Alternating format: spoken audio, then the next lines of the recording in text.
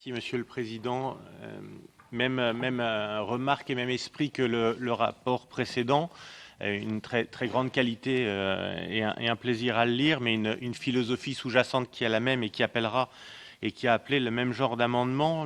Les amendements que nous avons proposés visent avant tout à rappeler et à garantir la souveraineté des États membres dans l'exercice de la politique régalienne qui est la sécurité et la défense.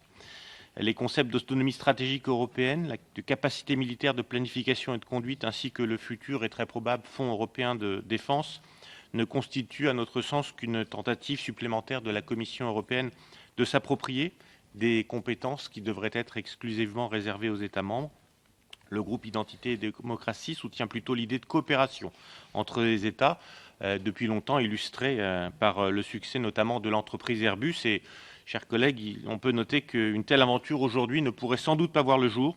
La Commission européenne, à force de vouloir tout surveiller, tout réglementer, contrôle, étouffe la libre initiative des États.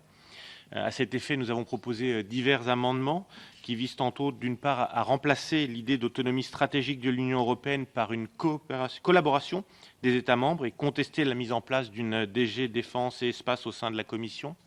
Nous souhaitons rappeler la souveraineté des États membres dans leurs choix stratégiques et militaires, notamment en ce qui concerne l'équipement et la fourniture du matériel nécessaire à leurs forces.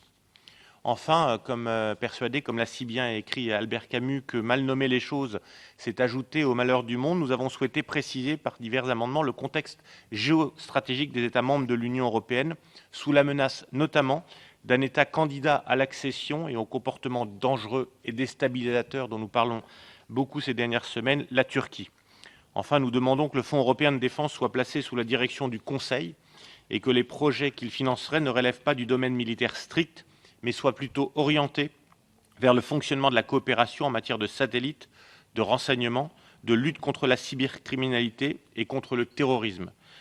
Nous sommes certains que nombreux de nos amendements sont des amendements de bon sens et qui sont en ligne avec les traités existants.